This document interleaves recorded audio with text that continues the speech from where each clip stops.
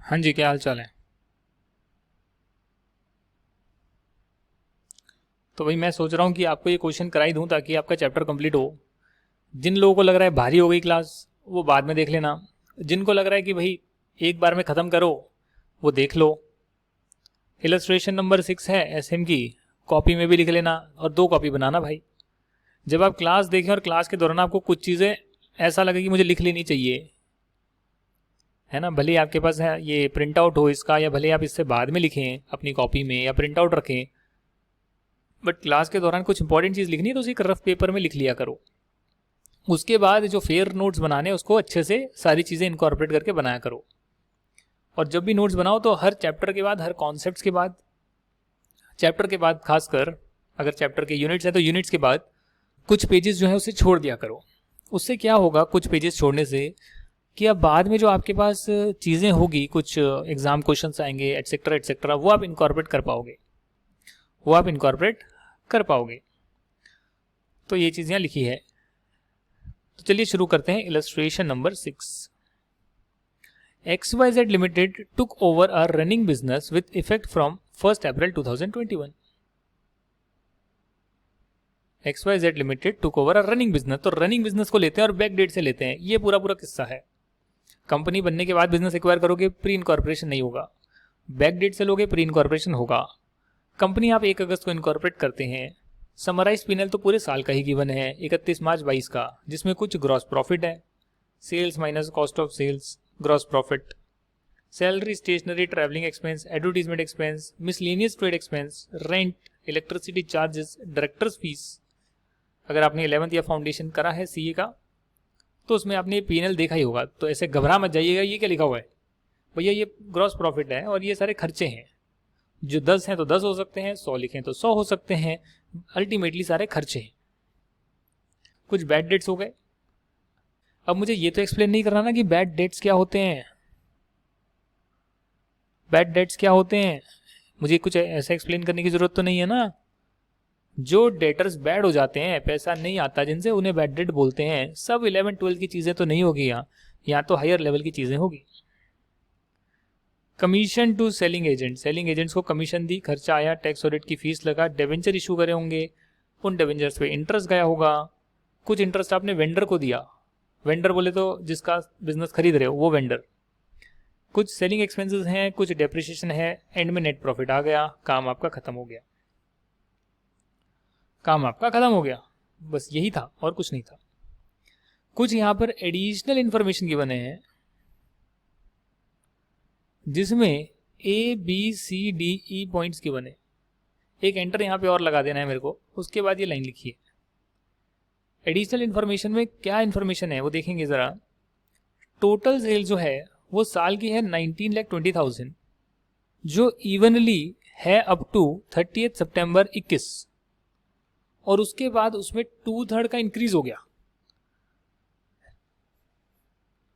Recorded an increase of 2/3 during the rest of the year. इसका क्या मतलब हो गया? ये तो बड़ा कॉम्प्लेक्स नहीं दे दिया आपने। आपने कहा इस पीरियड की सेल्स है एक्स, तो एक्स जो है मान लेते हैं मंथली सेल्स है, तो 6 महीने की सेल्स होगी 6x अगर मंथली है। और ये मैं मंथली मान रहा हूं जो इवनली डिस्ट्रीब्यूट हो रही है, इवनली डिस्ट्रीब्यूट हो रही है, करेक्ट। हालांकि हालांकि यहां पर कुछ 2/3 का इंक्रीज आ गया है रेस्ट ऑफ द ईयर के लिए, तो x जो है उसमें प्लस हो गया 2/3x 4 महीनों के लिए, 4 नहीं 6 महीनों के लिए। x है आपकी मंथली इवनली सेल्स, ठीक है ना, सितंबर तक। उसके बाद उसमें 2/3 का इजाफा हो गया, तो ये करीब करीब बन गया 5/3x, और 6 से मल्टीप्लाई करूंगा तो करीब आएगा 2, तो ये आएगा 10x और ये आएगा 6x, तो टोटल करूंगा तो आएगा 16x। अगर 16 से डिवाइड करूंगा तो कैलकुलेटर ओपन करके देखता हूं तो 19,20,000 डिवाइडेड बाय 16, 1,20,000। 1.2 लाख का मैंने 6 से मल्टीप्लाई कर दिया क्या? नहीं नहीं नहीं नहीं, देखो 1.2 लाख आया है, 1.2 लाख आपका आया है, तो यहां पर ये सबसे बड़ी ट्रिक है कि आप जो है कंपनी को इनकॉर्पोरेट कर रहे हैं 1 अगस्त को, तो अप्रैल मई जून और जुलाई 4 महीने आपका जो है 4 महीने की जो सेल्स है, यानी कि 1,20,000 मल्टीप्लाई बाय 4 ये जो है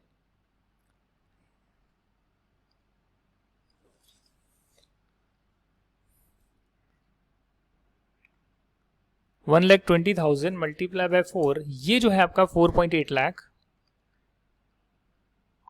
ये आपकी प्री इनकॉर्पोरेशन की सेल्स है। और जब आप 19,20,000 से इसको माइनस करेंगे तो ये आपकी आएगी 14.40 लाख। तो दैट मीन्स 4.8 लाख आपका है pre incorporation sales is to 14.4 lakh. बहुत सिंपल है। इस रेशियो को आप चाहें तो इसको और सिंप्लीफाई कर सकते हैं। देख लेते हैं एक बार 14.4 क्या 4.8 से डिवाइड होता है, नहीं होता है, तो 3 आ गया। तो 1:3 का रेशियो आपका आ गया है सेल्स का। ये वर्किंग नोट में आप दिखा सकते हैं। सेल्स का रेशियो मैंने कैसे निकाला भैया, देखें अप्रैल मई जून जुलाई आपकी प्री इनकॉर्पोरेशन की सेल्स है, बट क्वेश्चन में कंफ्यूज करने के लिए दे रखा है कि सितंबर तक तो सेल्स एक तरीके से बढ़ रही थी, पर महीने की पर मंथ की सेम थी, बट उसके बाद तुरंत हर महीने की सेल्स में 2/3 का इजाफा हो गया। तो उस हिसाब से हमने देखा कि भैया देखो, अगर एक्स आपकी एक महीने की सेल्स है जो इवनली डिस्ट्रीब्यूट हो रखी है, तो सितंबर तक 6x थी, उसके बाद एक्स में जो है 2/3 का बढ़ोतरी हो गई, 2/3 ऑफ एक्स की बढ़ोतरी हो गई अगले 6 महीने के लिए। तो ये जब आपने देखा तो ये 16x आ गया, और 19.2 लाख जो आपकी साल की सेल्स थी उसके हिसाब से आपका एक्स आ गया। तो जब एक महीने की सेल्स आ गई तो ये 4 महीने के लिए 1 अगस्त तक, जब तक कंपनी इनकॉर्पोरेट हुई तब तक कितनी सेल्स थी वो आपने 4 से मल्टीप्लाई करके देख लिया 4.8 लाख। और उसके बाद की बची हुई कितनी सेल्स थी वो आपने देख लिया कि भैया सितंबर तक तो यही, अगस्त सितंबर तक तो यही, और उसके बाद 2/3 प्लस कर तो वो उतना ही आएगा। 1.2 लाख जो पर मंथ आया है, इसको 2 से मल्टीप्लाई करोगे तो 2.4 लाख अगस्त और सितंबर महीने का, और 1.2 लाख में 2/3 ऐड कर दोगे, 2/3 मल्टीप्लाई बाय 2 डिवाइडेड बाय 3, तो ये आएगा 80,000, ऐड कर दोगे तो 2 लाख रुपए बनेगा। 1.2 लाख में 2/3 ऐड कर दोगे 2 लाख फॉर दिसंबर जनवरी फरवरी मार्च 4 महीने। 4 महीने होगा कितना होगा, अच्छा अक्टूबर नवंबर दिसंबर जनवरी फरवरी मार्च 6 महीने हो गया, तो ये 12 लाख हो गया। तो 12 लाख प्लस 2.4 लाख 14.4 लाख। ये करने के बहुत तरीके हैं। अल्टीमेटली आपको सेल्स का रेशियो मिल गया 1:2 का। बस यही जानना था। सेल्स के रेशियो में एटलीस्ट आप ग्रॉस प्रॉफिट के 2 टुकड़े कर सकते हैं। ये वर्किंग नोट आपने 1 बनाया पहले पॉइंट के लिए। दूसरा कहता है रेंट ऑफ ऑफिस बिल्डिंग जो है वो 2,000 पर मंथ है सितंबर तक, और उसके बाद जो है 400 रुपये पर मंथ से इंक्रीज हो गया होगा। ठीक है, तो जरा रेंट का भी देख लेते हैं। यहां पर रेंट आ रहा है 26,400। प्रॉपर वर्किंग नोट बनाएंगे, मैं आंसर तो आपको फेयर करके दिखाऊंगा। वर्किंग नोट में आपको यहां पर ऐसे ही समझा रहा हूं, आप आराम से वर्किंग नोट बनाकर आ सकते हैं। रेंट आपका आ रहा है 26,400, 26,400 का आपका रेंट आ रहा है, ठीक है ना। और उसके बाद यहां दे रखा है कि रेंट जो है वो 2,000 पर मंथ तो था सितंबर तक, तो 2,000 पर मंथ सितंबर तक मतलब 6 महीने के लिए। उसके बाद जो है 400 रुपये से इंक्रीज हो गया, तो हो जाए क्या करें, 2,000 पर मंथ अप्रैल मई जून जुलाई 4 महीने का, देखो सिंपल सा 8,000 रुपये। ये 8,000 रुपये आपका हो गया प्री इनकॉर्पोरेशन। इस लाइन को समझ रहे हैं, ये लाइन क्या है। 1 अप्रैल से बिजनेस को लिया, 1 अगस्त को कंपनी बनी, तो ये जो 4 महीने हैं ये प्री इनकॉर्पोरेशन का पीरियड है, और ये जो बाद का पीरियड है ये पोस्ट इनकॉर्पोरेशन का पीरियड है 31 मार्च तक। रेंट जो है पूरे साल का लगता है, और टाइम बेसिस पर इसको आप बांट सकते हैं। एडिशनल नोट्स में दे रखा है कि सीधा टाइम बेसिस पे मत बांटना, बीच में रेंट की बढ़ोतरी हुई थी, बीच में रेंट की बढ़ोतरी हुई थी, करेक्ट। पहले 2,000 रुपये महीने के हिसाब से था सितंबर तक, तो इस 4 महीने में तो 2,000 के हिसाब से ही होगा, तो 8,000 रुपये। फिर अगस्त में भी 2,000, सितंबर में भी 2,000, तो 4,000 रुपये। उसके बाद 2,000 में 400 बढ़ गया तो 2,400 हो गया। अक्टूबर, नवंबर, दिसंबर, जनवरी, फरवरी, मार्च, 6 महीने। 6 4 ज़ा 24, 6 2 ज़ा 12, 14, तो ये आ गया 14,400 प्लस 4,000, 18,400। 18,400 पोस्ट इनकॉर्पोरेशन का आ गया और 8,000 प्री इनकॉर्पोरेशन का आ गया। तो यहाँ आप लिख सकते हैं 8,000 प्री इनकॉर्पोरेशन है और 18,400 पोस्ट इनकॉर्पोरेशन है। टाइम बेसिस पर सीधा बांट देते, बट इन्होंने एक एडिशनल इन्फॉर्मेशन दे दी कि बीच में कुछ कम ज़्यादा हुआ है। ट्रैवलिंग एक्सपेंस जो है उसमें 4,800 सेल्स प्रमोशन का खर्चा है। तो जहां आपका ट्रैवलिंग एक्सपेंस आ रहा है, जहां आपका ट्रैवलिंग एक्सपेंस आ रहा है 16,800, 16,800 ट्रैवलिंग एक्सपेंस,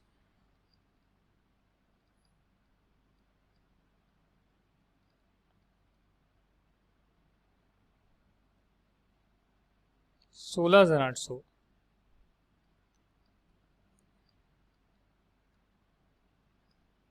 16,800 ट्रैवलिंग एक्सपेंस। इसमें कुछ अमाउंट सेल्स प्रमोशन का है, सेल्स प्रमोशन का है 4,800, यह है सेल्स प्रमोशन। तो बाकी बच गया कितना, 12,000। ये आपका नॉर्मली ट्रैवलिंग एक्सपेंस है, तो आप दो हिस्से करके दिखाइएगा। डेप्रिसिएशन जो है include 600 for assets acquired in the post incorporation period. तो डेप्रिसिएशन यहाँ 9,600 का आ रहा है, आप यहाँ देख सकते हैं डेप्रिसिएशन 9,600 का आ रहा है, जिसमें 600 रुपये तो पोस्ट इनकॉर्पोरेशन का ही है, क्वेश्चन में गिवन है। तो बाकी बच गया 9,000 जो पोस्ट और प्री दोनों का है। इसको बांट देंगे, इसके दो हिस्से कर देंगे, बिल्कुल कोई दिक्कत नहीं है। Purchase consideration was discharge by the company on 30 September bye issuing equity shares of 10 rupees each.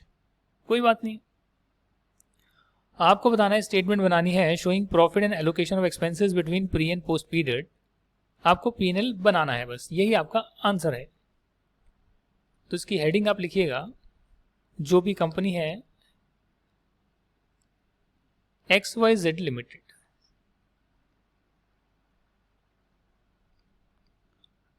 Pre and post incorporation P&L, जो भी आप डालना चाहें डाल सकते हैं। इसमें आप यहाँ पर्टिकुलर्स लिख सकते हैं कि भाई किस चीज को आप डाल रहे हैं, किस चीज को आप बाइफरकेट कर रहे हैं। तो पर्टिकुलर्स आप यहाँ लिख सकते हैं। उसके बाद जो टोटल अमाउंट है वो आप यहाँ डाल सकते हैं।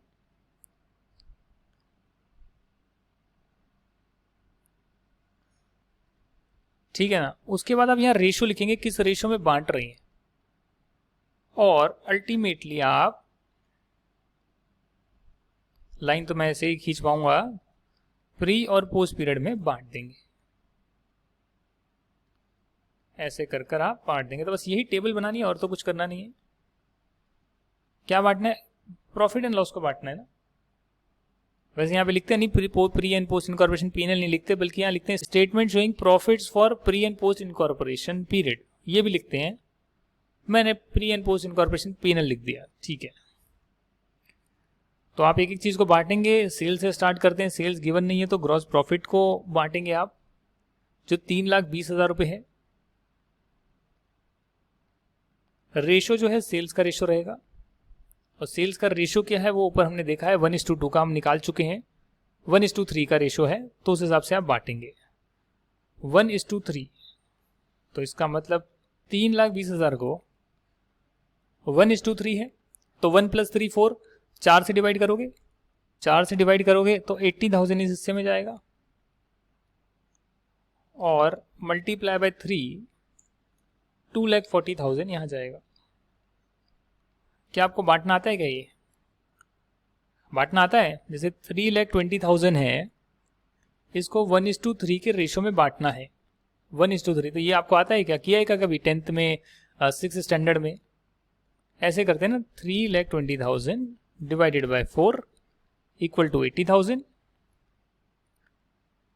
तो ये आ गया आपका एक तरह से 1/4 आ गया, 1/4, और 3,20,000 मल्टीप्लाई बाय 3/4, ये 1/4, ये 3/4, 1/4, 3/4, 1:3। ये आ गया आपका जो भी आया है 2,40,000। तो आपने ग्रॉस प्रॉफिट बांट दिया है। अब यहाँ सैलरीज आ रही है, सैलरीज के लिए कोई नोट्स तो गिवन है नहीं, आप सिंपल इसमें लेस करेंगे और यहाँ जो सैलरीज हैं इसको आप बांट देंगे। और किस रेशो में बांटेंगे? बताइए। टाइम रेशो में बांटेंगे सभी चीज़ों को। तो वर्किंग नोट्स में आप टाइम रेशो कैलकुलेट कर सकते हैं। टाइम रेशो का मतलब अप्रैल, मई, जून, जुलाई 4 महीने और इनकॉर्पोरेशन के बाद 8 महीने, तो ये हो गया 1:2 का रेशो। तो ये हो गया 1:2 का रेशो। तो सैलरीज हैं आपकी 48,000, राइट।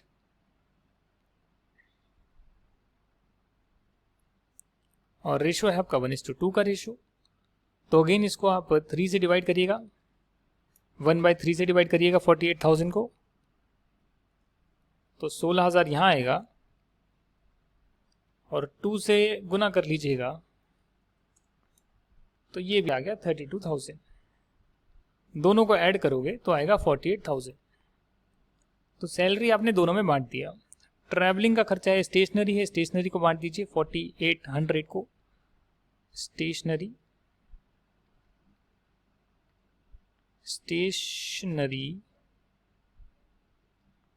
4800, ये भी जो है 1:2 में बटेगी। और तो कोई आंकड़ा है नहीं, ज़ीरो थोड़े से कम लग जाएंगे, मतलब इसी में एक ज़ीरो कम है तो डायरेक्टली मैंने बांट दिया, ज़्यादा दिमाग लगाने की ज़रूरत नहीं पड़ी। 48,000 बटा हुआ था, सेम रेशो में मैंने स्टेशनरी को बांट दिया। ट्रैवलिंग एक्सपेंसेस 16,800, पूरा लिख देना ट्रैवलिंग एक्सपेंसेस 16,800।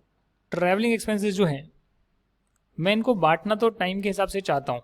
अगर ये सेल से पर्टेन नहीं करते तो आप अगर यहाँ देखेंगे तो यहाँ तो आपको दे रखा है कि ट्रैवलिंग एक्सपेंसेस जो हैं,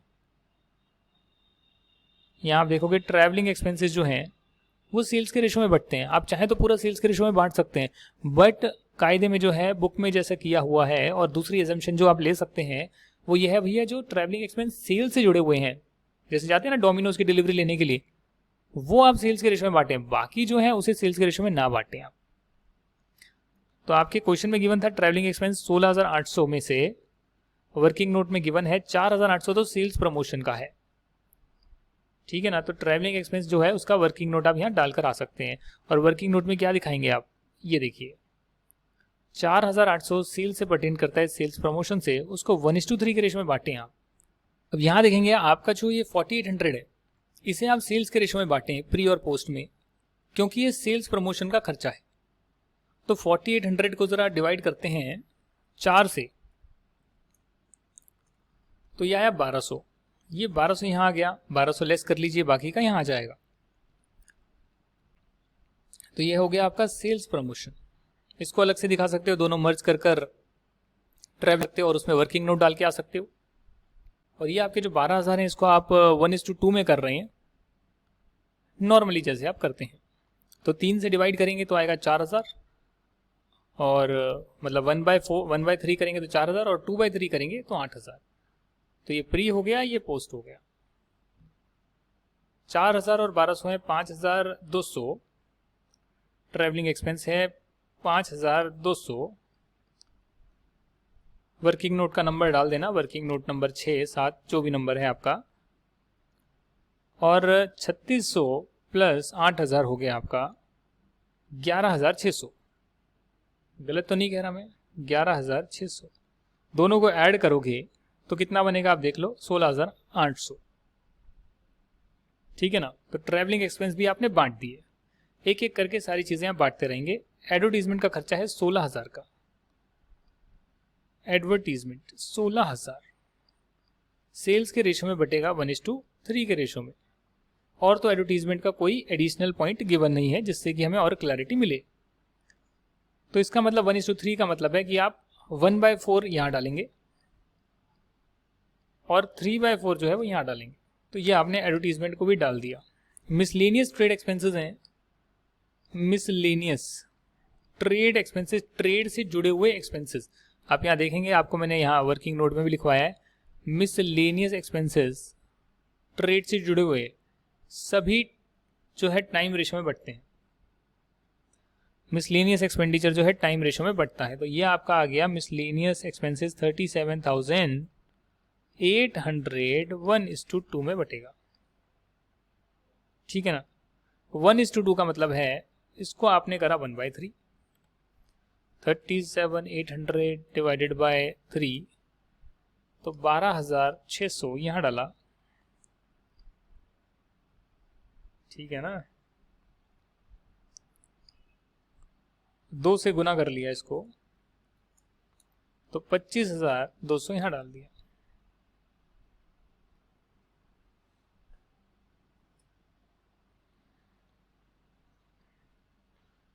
अब आ गया रेंट की बारी, 26,400 रेंट।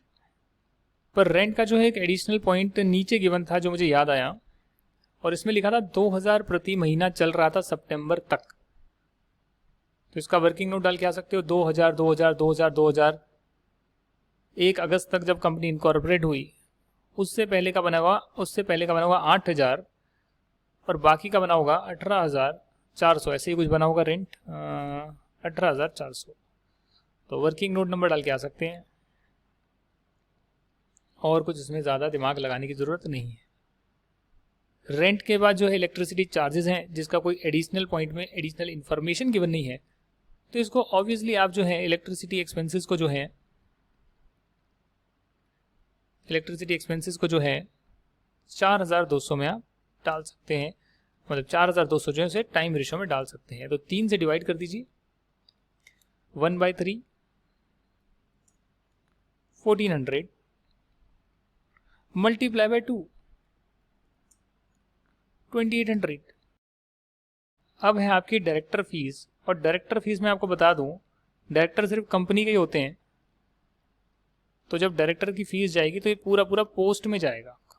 पोस्ट जैसे कि यहाँ है 11,200 की फीस आ रही है, तो ये आपका प्री हो ही नहीं सकता, ये हमेशा जो खर्चा है वो आपका पोस्ट होएगा। तो ऊपर ग्रॉस प्रॉफिट आ रहा है, बाकी सब नेगेटिव है, पर नेगेटिव करने की जरूरत नहीं, यहाँ लेस लिख दिया, उससे काम बन जाएगा। कैलकुलेटर पे टोटल कर माइनस ही कर देना।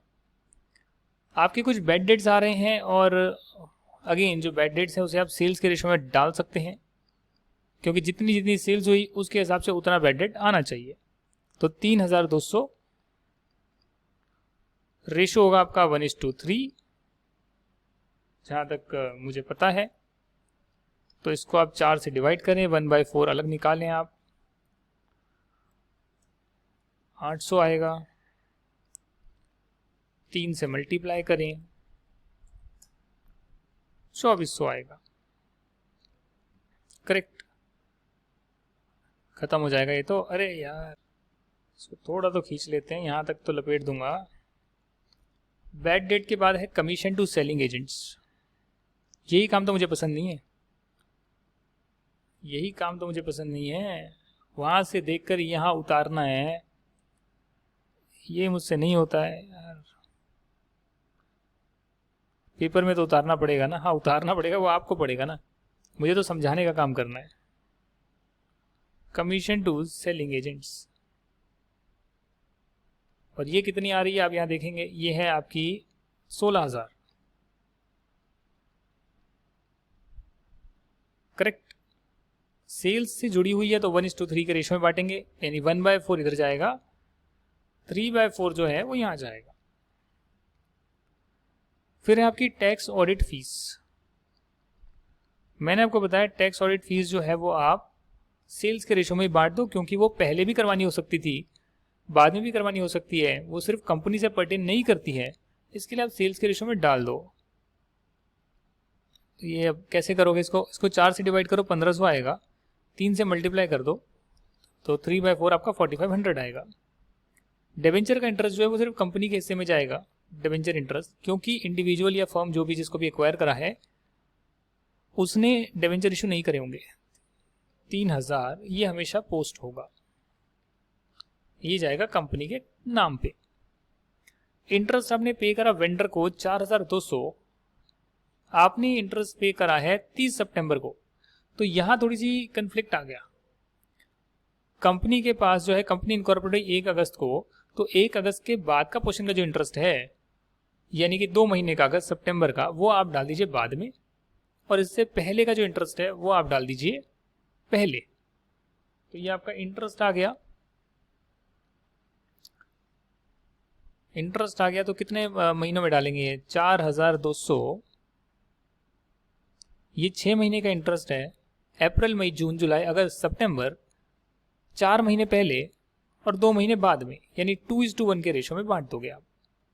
ये इंटरेस्ट है वेंडर का 4200 2:1 के रेशो में, मतलब जिस पीरियड का है टाइम पीरियड में बांट दिया। 6 महीने का इंटरेस्ट है, सितंबर तक के महीने का इंटरेस्ट है, उसमें आपने बांट दिया। तो 4200 को आपने डिवाइड किया 3 से, ये आ गया 1400, मल्टीप्लाई किया 2 से, वो आ गया 2800। तो ये आपका इंटरेस्ट बट गया। कुछ सेलिंग एक्सपेंस है, कुछ डेप्रिसिएशन है, जगह थोड़ी सी कम पड़ रही है, जरा मैं इसको डिलीट कर देता हूं तो जगह हो जाएगी।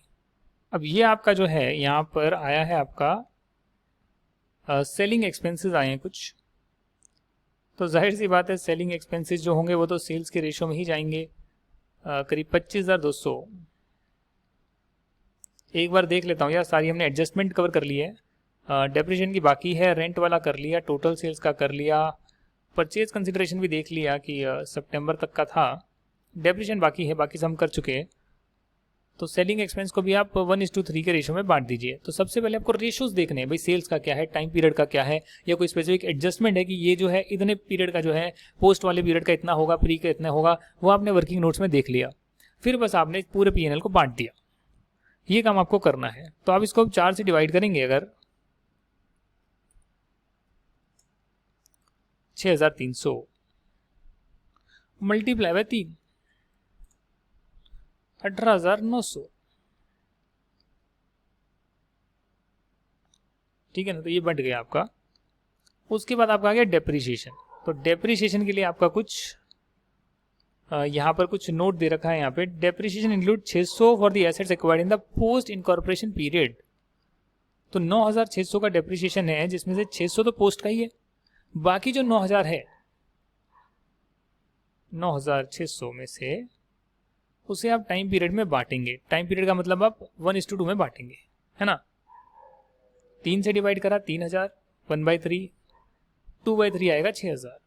बट 6,000 में ये 600 जोड़ देना, क्योंकि ये सिर्फ पोस्ट इनकॉर्पोरेशन पीरियड का इंटरेस्ट है। तो ये आपका 9,600 बढ़ गया। अब नेट प्रॉफिट है 87,600, तो नेट प्रॉफिट 87,600 ही आएगा, क्योंकि हमने वही टोटल फिगर लिखी है।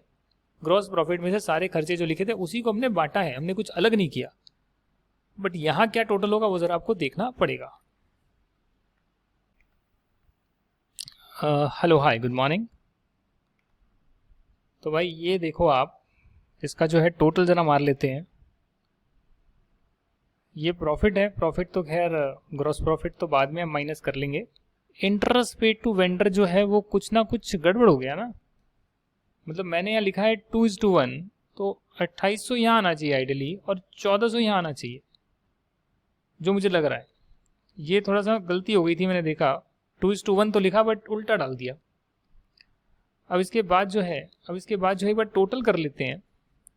16,000 plus 1,600 plus 5,200 plus 4,000 plus 12,600 plus 8,000 plus 1,400 plus 800 plus 4,000 plus 1,500 plus 2,800 plus 6,300 plus 3,000, total है 67,200 माइनस 80,000 आपका ग्रॉस प्रॉफिट है। तो आपका नेट प्रॉफिट है 12,800। ये जो 12,800 है, ये एक्चुअली आप यहाँ नेट प्रॉफिट में मत लिखिएगा, इसको अगली लाइन आइटम में लिखिएगा 12,800, और यहाँ लिखिएगा ये कैपिटल रिजर्व में जाएगा भाई। और ये नेट प्रॉफिट टोटल तो इतना है, बट 12,800 ये जो प्री इनकॉर्पोरेशन का नेट प्रॉफिट है ये एक्चुअली में कैपिटल रिजर्व में जाएगा। और राइट साइड वाला भी जरा देख लेते हैं। अरे भाई क्या हो गया, इसका भी जरा सम कर लेते हैं। ये एक जीरो कम लग गया था यहाँ, 2400 होगा ना, ये 3200 है तो 2400 होगा। काफ़ी टाइम की बात कर रहे हैं ना, ये प्लस माइनस का गेम। चलो ऐड करते हैं, 11,600 यहाँ पर हूँ, इधर इस जगह पर हूँ, ठीक है ना। यहाँ से हम प्लस कर रहे हैं 12,000, 25,200, 18,400, 2,800, 11,200, 2,400, 12,000, 4,500, 3,000, 1,400, 18,900 एंड 6,600। तो इसमें से अगर आप माइनस करें, ये तो आपका खर्चा आया है 2,40,000 माइनस करें तो आपका नेट प्रॉफिट आएगा 74,800। वैसे देखा जाए तो नेट प्रॉफिट आप एक ही लाइन में लिख रहे थे टोटल, जिसके दो हिस्से हैं, प्री का अलग पोस्ट का अलग, बट उसे वैसे लिखने की बजाय, यहाँ लिखने के बजाय डायरेक्टली यहाँ शो कर दीजिए भैया नेट प्रॉफिट ये वाला बोलेंगे, और ये जो प्री इनकॉर्पोरेशन का नेट प्रॉफिट है उसे कैपिटल रिजर्व में इकट्ठे डालेंगे, क्योंकि कंपनी के इनकॉर्पोरेट होने से पहले ही इतना जो है इनका जो गेन है वो आ गया है, इकट्ठे प्रॉफिट आ गया है। तो ये आपका जो है पूरा सॉल्यूशन हमने मतलब कि एक R&D कर खोल कर जो है पूरा का पूरा सॉल्यूशन हमने कर दिया है, डिटेल में कर दिया है। अब और जो क्वेश्चन होंगे प्री इनकॉर्पोरेशन या पोस्ट इनकॉर्पोरेशन के, तो उसमें अगर कोई कैलकुलेशन समझानी होगी या कोई चीज़ आपको एक पॉइंट समझाना होगा तो मैं वन नोट का यूज़ करूँगा। बट अगर पता है कि भैया इसको आपको जो है टाइम रेशो में बांटना है, सैलरी है पूरे साल की, प्री इनकॉर्पोरेशन का कितना हिस्सा होगा, पोस्ट का कितना होगा, दो हिस्सों में बांटना है, तो मैं अगर आपको बता दूं इतना प्री और इतना पोस्ट का है, ठीक है ना, ये टाइम रेशो में ही बांटना है जो कि सेम है, तो बस हो गया आपका क्वेश्चन। अब ये नहीं ना है ना कि फिर मैं आपको एक और टेबल बना के दिखाऊं यहाँ पे, या नीचे जाकर मैं एक और टेबल बनाऊं, फिर सेम टेबल, फिर यहाँ पर अमाउंट लिखूं, तभी वो माना जाएगा कि भैया ये आंसर हुआ है। अगर यहाँ बता दिया और क्वेश्चंस में जैसे अभी हमने करा है सेम वैसा करना है, और स्टडी मटेरियल में दिखा भी दिया कि देखो ऐसा ही करा हुआ है, यहाँ पर डला हुआ है, तो उससे आपको फिर प्रैक्टिस करनी है, क्योंकि हमें तो अल्टीमेटली कॉन्सेप्ट समझना है जो हो गया, एक क्वेश्चन करके देखना है वो हो गया, बुक के क्वेश्चन डिस्कस करने हैं ताकि समझ में आ जाए क्वेश्चन और उसका सॉल्यूशन कैसे करना है वो भी डिस्कस करना है, वो भी कर दूंगा। बट एक एक क्वेश्चन को जो बुक में किया हुआ है वही क्वेश्चन मैं यहाँ पर लिख कर दिखाऊं, उसमें तो कोई बहादुरी का काम नहीं है मेरे लिए। आप लोग को तो बिना देखे प्रैक्टिस करनी है, आप लोग के लिए है वो, बट टीचर उसको सॉल्व करे उसमें कोई बहादुरी का काम नहीं है। हाँ, क्वेश्चन को समझा देना है, वो तो मैं पूरा क्वेश्चन पढ़कर एक एक चीज समझाऊंगा ही, वही चीज आंसर की फॉर्म में आराम से लाइन ड्रॉ कर कर एक एक चीज लिखनी है वो नहीं करूंगा, वो करी हुई है बुक में, तो चीजें समझेंगे हम सारी की सारी, बट उसको इंडिविजुअली एक एक का वन नोट बना के आधा घंटा नहीं लगाऊंगा एक क्वेश्चन पे, समझाने में पूरा टाइम लगाऊंगा भैया, लिखने में आंसर लिखने में नहीं लगाऊंगा, वो लिखा हुआ है तो उससे हम चेक कर लेंगे। बाकी आपको प्रैक्टिस करनी है तो आप बिना देखे प्रैक्टिस 10 करें, 20 करें, क्वेश्चन 5 करें, आपकी मर्जी है, जितना मर्जी करें आप। अब अगले वीडियो में जो है मैं आपको इसके क्वेश्चन आंसर्स कराऊंगा और बुक से कराऊंगा, और फिर मैं एक नया चैप्टर स्टार्ट कर दूंगा। बुक के भी सारे नहीं कराऊंगा जी, नहीं, हम लोग मार्क कर लेंगे भैया, 3-4 क्वेश्चन और सैंपल के प्रैक्टिस कर लेंगे, बाकी आप होमवर्क में ट्राई करिएगा, मार्क करके रख लीजिएगा कि होने बाकी हैं क्वेश्चंस। हालांकि जो इंटेलिजेंट स्टूडेंट्स हैं, अबव एवरेज स्टूडेंट्स हैं, उन्होंने कॉन्सेप्ट कर लिया, क्वेश्चन कर लिया, बाकी सारे वो खुद ही कर सकते हैं, सब में यही गिवन होगा। एक पीएनएल दे रखा है, प्री और पोस्ट में बांटना है, रेशियोज निकाल कर बांटना है, या कुछ एडजस्टमेंट साथ में दे रखी होगी जिसमें आपको कैलकुलेशन करनी पड़ेगी प्री का कितना है, पोस्ट का कितना है। सारे क्वेश्चन यही हैं, सब यही है, इसमें कोई डिफरेंस नहीं है, पेपर में जो आएगा वो भी यही है। अब इसके चाहे 10 क्वेश्चन कर लो, 5 कर लो, या यहीं पे संतुष्ट हो जाओ कि हाँ समझ में तो आ गया है, ट्राई कर लेंगे, हो सकता है कोई पॉइंट नया आए तो वो मैं आपको समझा दूंगा। Thank you very much for watching this, I wish you all the best, see you in the next video then, ta-ta bye bye.